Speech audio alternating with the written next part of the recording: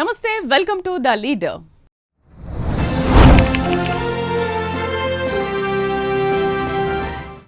రాజకీయాలను రణరంగంగా మార్చేస్తారు.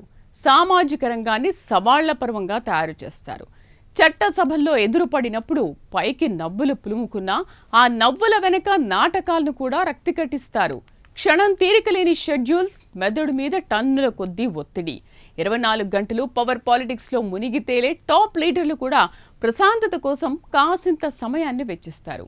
కాసింత కాదు, ప్రతిరోజు కనీసం గంట సేపైనా కేటాయించక తప్పదు మరి. ఎందుకంటే బాడీలో, మైండ్లో పవర్ జనరేట్ అయితేనే మన నాయకుల పొలిటికల్ డైలాగ్లైనా డెసిషన్లైనా పవర్ఫుల్గా పేలుతాయి. అదే సైలెంట్ ఎనర్జీ చేసే మాయాజాలం. వారిని సైలెంట్ ఎనర్జీ గనక నడిపించకపోతే వైలెంట్ డైలాగులు పేల్చలేరు. అందుకే మన నాయకులంతా ఫిట్నెస్ కోసం తమదైన పద్ధతుల్లో ప్రాక్టీస్ చేస్తున్నారు. జూన్ 21 అంతర్జాతీయ యోగా దినోత్సవం సందర్భంగా మన నాయకుల ఫిట్నెస్ సీక్రెట్స్ ఏంటో ఇవాళ ఎపిసోడ్లో చూద్దాం.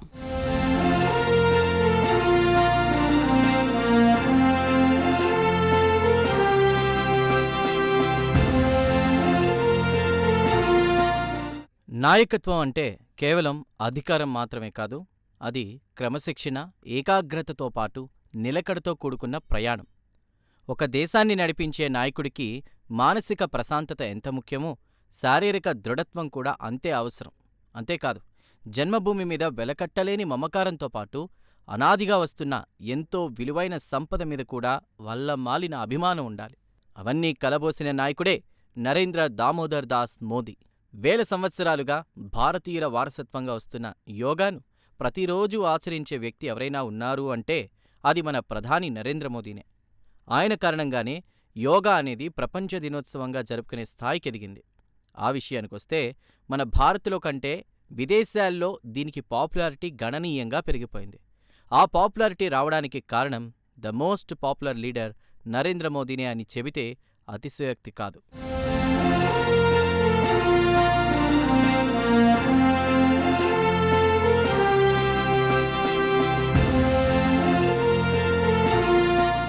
ప్రధాని మోదీ యోగాలో ఎలా నైపుణ్యం సాధించారు అనేది ఓ ఇంట్రెస్టింగ్ పాయింట్.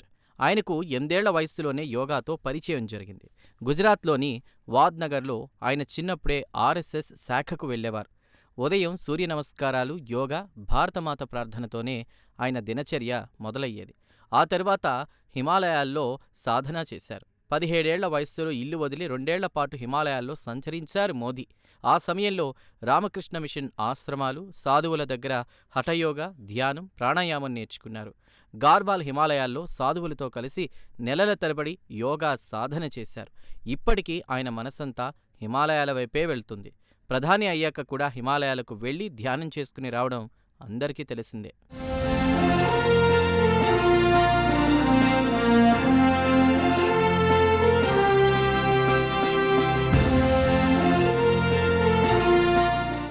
మోదీ యోగాతో ఎంతగా కనెక్ట్ అయ్యారంటే గత 50 ఏళ్లుగా ఒక్కరోజు కూడా యోగా మిస్ అవ్వలేదని ఆయన సన్నిహితులు చెబుతారు.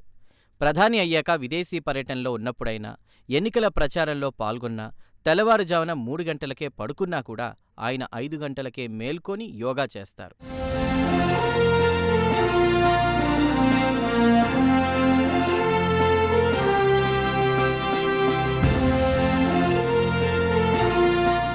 ఇక యోగాలో మోదీకి నచ్చిన ప్రక్రియల గురించి కూడా తెలుసుకోవడం ఆసక్తికరం. మోదీ ఫేవరెట్ యోగా ప్రక్రియ సూర్య నమస్కారాలు. రోజు 12 రౌండ్ల సూర్య నమస్కారాలు కంపల్సరీ చేస్తారు మోదీ. ఒక సూర్య నమస్కారం అంటే 12 ఆసనాల కలయిక. అంటే 12 రౌండ్స్ కలిపితే మొత్తం 144 ఆసనాలవుతాయి. 30 నిమిషాల్లో ఫుల్ బాడీ వర్కౌట్ అయిపోతుంది. ఈ విషయాన్ని మోదీనే స్వయంగా చెప్పడం విశేషం.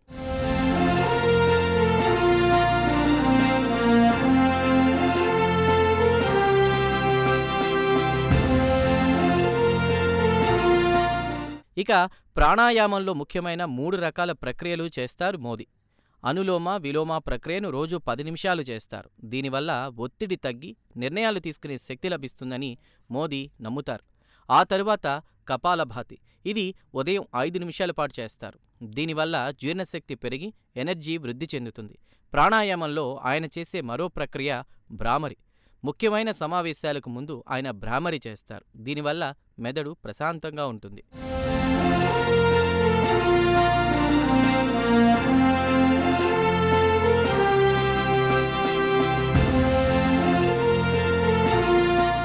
ఇక యోగ నిద్ర అనేది మోదీ సీక్రెట్ వెపన్. రోజూ 20 నిమిషాలు చేసే యోగ నిద్ర 4 గంటల నిద్రతో సమానమని మోదీ భావిస్తారు. అందుకే ఆయన రోజు 3.5 గంటలే పడుకున్నా 18 గంటలు పని చేయగలుగుతున్నాను అని చెబుతారు. ఇక 15 నుంచి 20 నిమిషాలు ధ్యానం చేయడం అనేది ఆయనకు ఇష్టమైన మరో ప్రక్రియ. 2019 ఎన్నికల గెలుపు తర్వాత కేదార్నాథ్ గుహలో 17 గంటల పాటు ధ్యానం చేసిన విషయం కూడా అందరికీ తెలిసిందే.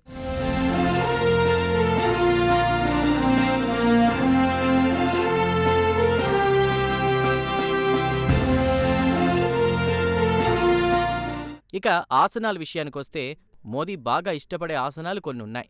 వాటిలో వృక్షాసనం, వజ్రాసనం, పద్మాసనం, భుజంగాసనాలను ప్రత్యేకంగా చెప్పుకోవాలి. భోజనం తర్వాత 10 నిమిషాలు వజ్రాసనంలో కూర్చోవడం ఆయనకు అలవాటు.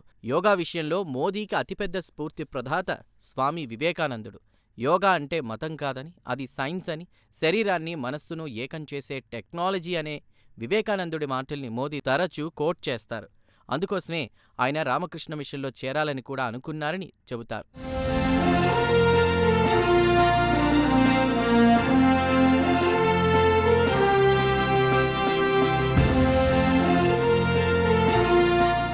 యోగా విషయాన్ని కాసేపు పక్కన పెడితే లక్ష్మణ్ రావు ఇనామ్దార్ అనేటువంటి ప్రచారక్ మోదీకి ఆర్ఎస్ఎస్లో తొలి గురువు. ఆయన నుంచే క్రమశిక్షణ, దేశభక్తి నేర్చుకున్నారు. ఇక యోగాను మాస్ మూవ్మెంట్గా మలచడంలో రామ్దేవ్ కృషిని మోదీ ఎప్పుడూ అభినందిస్తారు. 2014 తర్వాత ఇద్దరూ కలిసి యోగాను ప్రపంచ స్థాయికి తీసుకువెళ్లడం గమనించాల్సిన అంశం. 2014లో ఐక్యరాజ్య సమితి జనరల్ అసెంబ్లీలో ప్రధాని హోదాలో మోదీ మొదటిసారి అడుగుపెట్టారు. అక్కడ ఆయన ప్రసంగిస్తూ ప్రపంచానికి ఒక ప్రతిపాదన చేశారు. అదే అంతర్జాతీయ యోగా దినోత్సవం. ఆయన ప్రతిపాదన తరువాత కేవలం 75 రోజుల్లోనే ఏకంగా 177 దేశాలు ఆ తీర్మానానికి మద్దతు ప్రకటించాయి. ఐక్యరాజ్యసమితి చరిత్రలో ఏ ఒక్క దేశ తీర్మానానికి కూడా ఇంత తక్కువ సమయంలో ఇంత భారీ మద్దతు లభించలేదు అంటే అతిశయోక్తి కాదు. అది మోదీ సాధించిన తొలి గ్లోబల్ డిప్లొమసీ విజయంగా పేర్కొనాలి. ఆ తర్వాత 2015 జూన్ 21న ఢిల్లీలోని రాజ్పథ్లో 35,000కు పైగా జనంతో కలిసి మోదీ యోగా చేయడం ఒక చారిత్రక సందర్భం. 75 ఏళ్ల వయస్సులో మోదీ ప్రపంచంతో పరుగులు తీయడమే కాదు, ప్రపంచ లీడర్స్ని తన చుట్టూ తిప్పుకోగలుగుతున్నారంటే అది ఆయనలోని ఎనర్జీగానే చెప్పుకోవాలి. ఆ ఎనర్జీకి కారణం యోగానే. మోదీ ద్వారా యోగాలు పేరు ప్రఖ్యాతులు వచ్చిన భారతీయ పొలిటీషియన్లలో యోగాను ఆచరించిన మహానాయకులు కూడా ఉన్నారు. వారిలో మన తొలి ప్రధాని నెహ్రూ కూడా ఉండడం విశేషం. నెహ్రూ యోగా పట్ల ఎంతో ఆసక్తి చూపేవారు. ఆయన వేసే శీర్షాసనం అప్పట్లో ప్రపంచవ్యాప్తంగా చర్చనీయాంశమైంది. నెహ్రూకు చాలా ఇష్టమైంది, అవసరమైంది శీర్షాసనం. ఆయన ప్రతిరోజు శీర్షాసనం వేసేవారట. తలకిందులుగా నిలబడిన ప్రపంచ పరిస్థితులను సరైన కోణంలో చూడగలిగే ఏకాగ్రత ఆయనకు యోగా ద్వారానే లభించిందని చమత్కరిస్తారు రాజకీయ నిపుణులు. ఒక అద్భుతమైన భారతీయ వారసత్వ సంపదగా నేడు ప్రపంచానికి ఆరోగ్య ప్రధానిగా యోగా మారిందంటే అది నెహ్రూ లాంటి ఎంతో మందికి తప్పనిసరైన ప్రక్రియగా మారిందని అర్థం చేసుకోవాలి.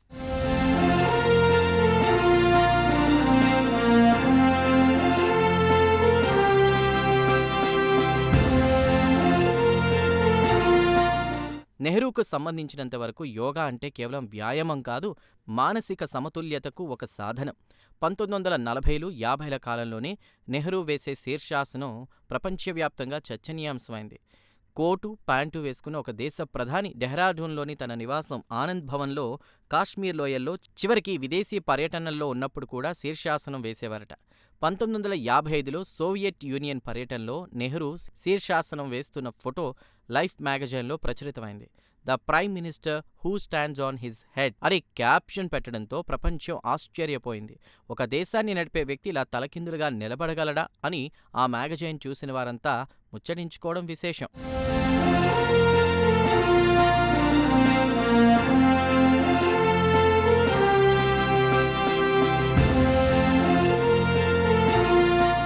ఇక నెహ్రూకి యోగా నేర్పింది ఆయన ప్రైవేట్ సెక్రటరీ ఎంబో మథాయ్ అంటారు. జైలు జీవితం గడిపినప్పుడు నెహ్రూ వెన్నునొప్పితో బాధపడేవారట. అప్పుడు మతాయి సలహాతో శీర్షాసనం మొదలుపెట్టారు నెహ్రూ. రోజూ 10 నిమిషాలు శీర్షాసనం వేయడం వల్ల వెన్నునొప్పి నుంచి ఉపశమనం లభించేది. అంతేకాదు శీర్షాసనం వల్ల అద్భుతమైన జ్ఞాపకశక్తి అబ్బుతుందంటారు యోగా నిపుణులు. శీర్షాసనం వల్ల మెదడుకు రక్త ప్రసరణ పెరుగుతుంది. అందువల్ల జ్ఞాపకశక్తి, ఏకాగ్రత పెరుగుతాయి.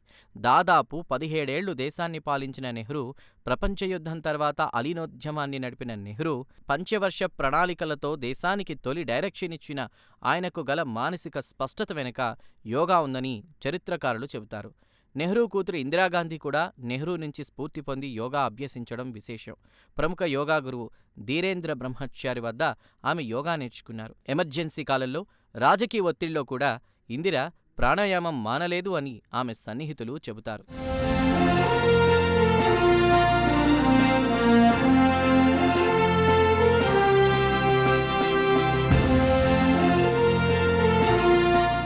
ఇక మోదీ తర్వాత చాలా క్రమబద్ధమైన జీవనశైలిని పాటించే నాయకుల్లో ఏపీ సీఎం చంద్రబాబు నాయుడు గురించి చెప్పుకోవాలి. చంద్రబాబు వయస్సు 76 ఏళ్లు. కానీ ఇప్పటికీ ఏపీ రాజకీయాల్లో ఆయనే అత్యంత వేగంగా కదిలే లీడర్గా పేరు తెచ్చుకున్నారు. 1995లో తొలిసారి ముఖ్యమంత్రి అయినప్పటి నుంచి నేటి వరకు ఆయన ఒకే ఒక రూల్ పాటిస్తున్నారు. అదే తెల్లవారుజామున 4 గంటలకే నిద్రలేచి దినచర్యకు ఉపక్రమించడం. 4 AM క్లబ్ సీనియర్ మెంబర్గా చంద్రబాబు పేర్కొంటారు. గంటపాటు వాకింగ్, ఆ తర్వాత 30 నిమిషాల పాటు ఖచ్చితంగా యోగాతో పాటు ధ్యానం చేస్తారు. ఉదయాన్నే నా మైండ్ ఫ్రెష్గా ఉంటేనే నేను రోజు 18 గంటలు అలసిపోకుండా పని చేయగలననేది చంద్రబాబు ఫిలాసఫీ. రాత్రి 12 గంటలకు పడుకోవడం, 4 గంటలకు నిద్ర లేవడం అనేది ఆయన సాధారణ దినచర్య. ఇదే తన ఆరోగ్య రహస్యంగా చాలాసార్లు చంద్రబాబే చెప్పుకోవడం విశేషం. ఈ అలవాటు ఏదో ఒకరోజు వచ్చింది కాదు, దశాబ్దాలుగా ఆచరిస్తుంటే అబ్బినటువంటి అమూల్యమైన ఆరోగ్య లక్షణంగా చెప్పుకోవాలి.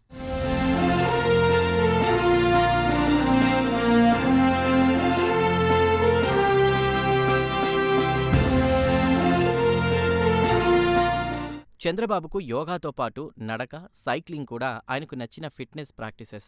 ఇవన్నీ రొటీన్లో భాగంగా ఉంటాయి. 2014 ఎన్నికలకు ముందు 6 పదులు దాటిన వయస్సులో 2000 కిలోమీటర్లకు పైగా పాదయాత్ర చేయడం ఆయన శరీరంలోని ఎనర్జీ లెవెల్స్ వల్లే సాధ్యమైంది. ఆయన చేసే యోగా కేవలం శరీరాన్ని ఆరోగ్యంగా ఉంచడానికి మాత్రమే కాదు, మానసిక స్థిరత్వాన్ని కూడా ప్రసాదిస్తుంది. ఈ క్రమంలోనే గత ఏడాది విశాఖ ఆర్కే బీచ్లో ప్రభుత్వం ఆధ్వర్యంలో యోగా డే నిర్వహించారు. బీచ్ మొత్తం జనసంద్రాన్ని తలపించింది. ప్రధాని మోదీ ప్రత్యేకంగా హాజరయ్యారు. ఆయనతో కలిసి చంద్రబాబు, పవన్ కళ్యాణ్ 5 లక్షలకు పైగా జనంతో 11వ అంతర్జాతీయ యోగా దినోత్సవం అంగరంగ వైభవంగా నిర్వహించారు.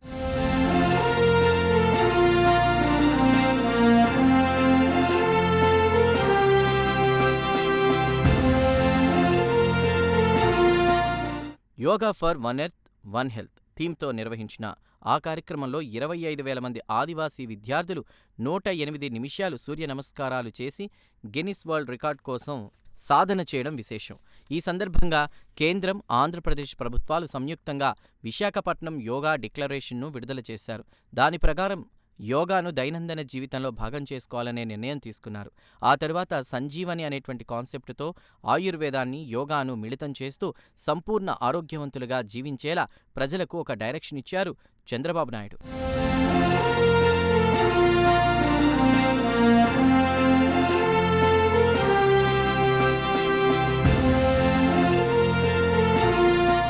ఇక చంద్రబాబు ఆహార అలవాట్లు చాలా సాత్విక పద్ధతిలో ఉంటాయి. అల్పాహారంగా ఒక ప్లేట్ ఇడ్లీ, మధ్యాహ్న భోజనానికి 2 పుల్కాలు, ఒక గుడ్డు, పండ్లు, రాత్రి భోజనంలో చపాతీ, పండ్లు ఉంటాయి.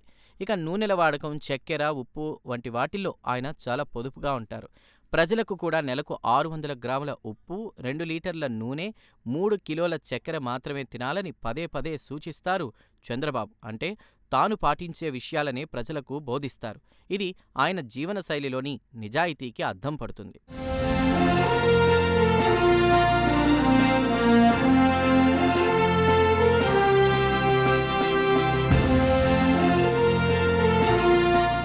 చంద్రబాబు తన రాజకీయ జీవితంలో అనేక సందర్భాల్లో సంక్షోభాలను చవిచూశారు.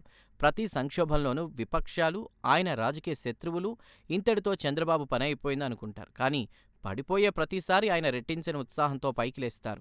ఇదంతా ఒత్తిడిని ఎదుర్కొనే సీక్రెట్స్ తెలియడం వల్లే అంటారు మానసిక నిపుణులు. 2023లో ఆయన జైలు జీవితం గడపడం, ఆ తర్వాత జరిగిన ఎన్నికల్లో ఎలాంటి విజయాన్ని నమోదు చేశారో చూస్తే అదంతా ఆయనలోని స్ట్రెస్ మేనేజ్మెంట్ స్కిల్స్తో పాటు క్రమశిక్షణతో కూడిన జీవితం నేర్పిన పాఠంగా చూడాలి. స్కిల్ డెవలప్మెంట్ కార్పొరేషన్ కేసులో ఆయన 50 రోజులకు పైగా జైల్లోనే గడిపారు. రాజమహేంద్రవరం సెంట్రల్ జైల్లో ఆయనకు ప్రత్యేక గది, ఇంటి నుంచి తెప్పించిన భోజనం, మందులను అనుమతించారు. ఆయన్ని మానసికంగా తీవ్రమైన ఒత్తిడికి గురిచేసి రాజకీయ జీవితాన్ని ప్రభావితం చేసేలా చేసిన ఎత్తులు వర్కౌట్ కాలేకపోయాయి. 2024 ఎన్నికల్లో టీడీపీకి ఘన విజయం సాధించి 4వ ముఖ్యమంత్రి పదవి చేపట్టడం సామాన్యమైన విషయం కాదంటారు రాజకీయ పరిశీలకులు.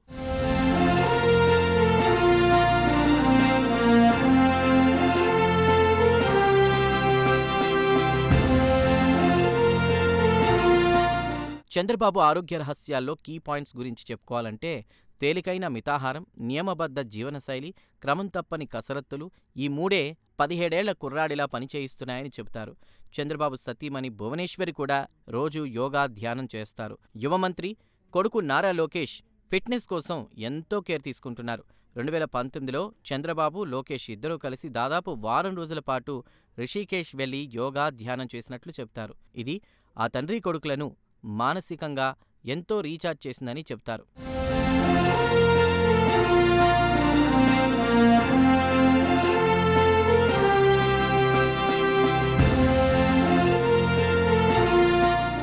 మరోవైపు చంద్రబాబు కష్టాల్లో ఉన్నప్పుడు కుటుంబ బలం కూడా ఆయనకు పూర్తిగా మద్దతుగా నిలబడ్డం గమనించాలి. భువనేశ్వరి వంటి అంకితభావం గల జీవిత భాగస్వామి, ప్రజాసేవ కోసం పోటీపడే నారా లోకేష్ వంటి కొడుకు, ఇలా వీరి మద్దతు చంద్రబాబుకు మానసిక స్థిరత్వాన్ని ఇచ్చాయని అర్థం చేసుకోవాలి. ఫిట్నెస్ విషయంలో తెలంగాణ ముఖ్యమంత్రి రేవంత్ రెడ్డిది ప్రత్యేకమైన స్టైల్. ఆయన నిదానంగా చేసే యోగా కంటే ర్యాపిడ్ మూమెంట్స్కి అధిక ప్రాధాన్యత ఇస్తారు. అందుకోసం ఆటలు చాలా అవసరమని ఆయన భావిస్తారు. ఆ ఆటలనే రాష్ట్రంలో ప్రమోట్ చేయాలని కూడా భావిస్తున్నారు. యువతను మత్తు నుంచి మహత్తుగల జీవితం వైపు నడిపించాలంటే ఆటలు సులభ సాధనమని ఆయన తలపోస్తున్నారు. అయితే యోగాను కూడా ఆయన నెగ్లెక్ట్ చేయడం లేదు. ఇక తెలంగాణ ముఖ్యమంత్రి అనుముల రేవంత్ రెడ్డి విషయానికొస్తే ఆయన స్టైలే వేరు. రేవంత్ రెడ్డి కేవలం పొలిటికల్ లీడర్ మాత్రమే కాదు, ఆయన ఒక పక్కా స్పోర్ట్స్ మ్యాన్. కాలేజీ రోజుల్లో ఆయన అద్భుతమైన కబడ్డీ ఆటగాడు, అలాగే ఒక పర్ఫెక్ట్ వాలీబాల్ ప్లేయర్. బహుశా ఆ స్పోర్ట్స్ మెన్ స్పిరిట్ వల్లే ఆయన పాలిటిక్స్లో కూడా అంతే అగ్రెసివ్గా ఉంటారని రాజకీయ నిపుణులు అంచనా వేస్తారు. సీఎం అయినప్పటికీ రోజు ఉదయం ఫిట్నెస్ కోసం 1 అవర్ కేటాయిస్తారు రేవంత్ రెడ్డి.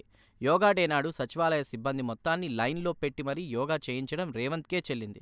గత ఏడాది గచ్చిబౌలి జీఎంసీ బాలయోగి స్పోర్ట్స్ స్టేడియంలో తెలంగాణ ప్రభుత్వం ఆధ్వర్యంలో యోగా డే జరిగింది. రాష్ట్ర ప్రభుత్వం 600కు పైగా యోగా ఇన్స్ట్రక్టర్లను నియమించడం విశేషం. గత ఒక్క సంవత్సరమే రాష్ట్రంలో 5 లక్షల మంది కొత్తగా యోగా నేర్చుకున్నట్లు రికార్డులు చెబుతున్నాయి. అంటే సీఎం రేవంత్ వ్యక్తిగతంగా ఆటల్నే ఇష్టపడినా యోగాకు ఉండే ప్రాధాన్యత ఎంతటిదో ఆయనకు తెలుసు. ప్రభుత్వ స్థాయిలో యోగాను ఒక ప్రజా ఆందోళనగా మార్చే పనిలో ఉన్నారంటే అతిశయోక్తి కాదు.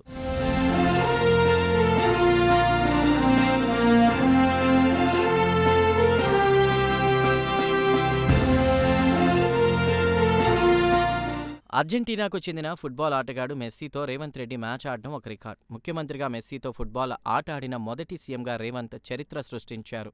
ఉప్పల్ రాజీవ్ గాంధీ ఇంటర్నేషనల్ క్రికెట్ స్టేడియంలో జరిగిన ఈ మ్యాచ్ ఎంతో ఆకట్టుకుంది. రేవంత్ రెడ్డి మ్యాచ్లో చివరి గోల్ కొట్టి హర్షధ్వానాలు అందుకోవడం విశేషం. తాను మెస్సీతో ఆట ఆడడమే కాదు, తెలంగాణలో ఉన్న ఔత్సాహిక యూత్ మెస్సీతో, ఇతర క్రీడాకారులతో సెల్ఫీలు తీసుకునే అవకాశం కల్పించారు. దీని ద్వారా భవిష్యత్తులో రాష్ట్రాన్ని ఆరోగ్యవంతం చేయడమే తన లక్ష్యమని రేవంత్ చాటుకున్నారు. యువతను మత్తు పదార్థాల నుంచి ఫిజికల్ ఫిట్నెస్ వైపు మళ్లించాలంటే ప్రముఖ ఆటగాళ్లను ఇన్వాల్వ్ చేయడం అనేది ముఖ్యమైన సాధనంగా రేవంత్ భావించడం గమనించాలి.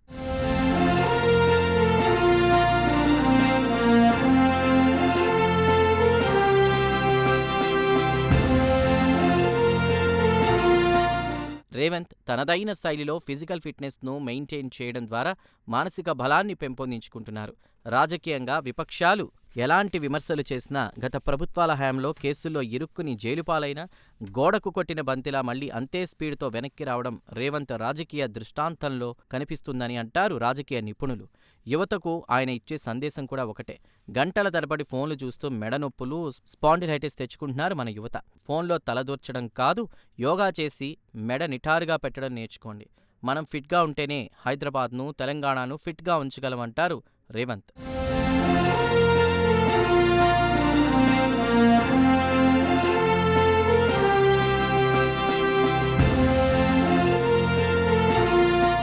యోగా కేవలం భారత్కే పరిమితం కాలేదు. గ్లోబల్ లీడర్లను ఇది విపరీతంగా ఆకర్షిస్తోంది. కొందరినైతే శాసిస్తోంది కూడా. కెనడా మాజీ ప్రధాని జస్టిన్ ట్రూడో కూడా యోగా చేస్తారు. ఆయన తండ్రి ప్రియర్ ట్రూడో కూడా యోగా చేస్తారు. ఇక యూకే మాజీ ప్రధాని డేవిడ్ కామరన్ తన కుమారుడికి ఉన్నటువంటి మెదడు పక్షవాతానికి యోగా థెరపీ ద్వారా నయం చేయించగలిగారు. యోగా ఎంతో అద్భుతమైందని ఆయన స్వయంగా ప్రకటించారు. హార్వర్డ్ మెడికల్ స్కూల్స్ చేసిన ఒక రీసెర్చ్ ప్రకారం రోజుకు కనీసం 20 నిమిషాల పాటు గాఢమైన ప్రాణాయామం చేసే టాప్ లీడర్స్ లేదా కార్పొరేట్ సీఈఓల నిర్ణయ సామర్థ్యం సాధారణ వ్యక్తుల కంటే 35% ఎక్కువగా ఉంటుందని తేలింది. అందుకే కార్పొరేట్ బోర్డ్ రూమ్స్ నుంచి పొలిటికల్ రూమ్స్ దాకా ఇప్పుడు అందరూ యోగా మ్యాట్ వైపు అడుగులు వేస్తున్నారు.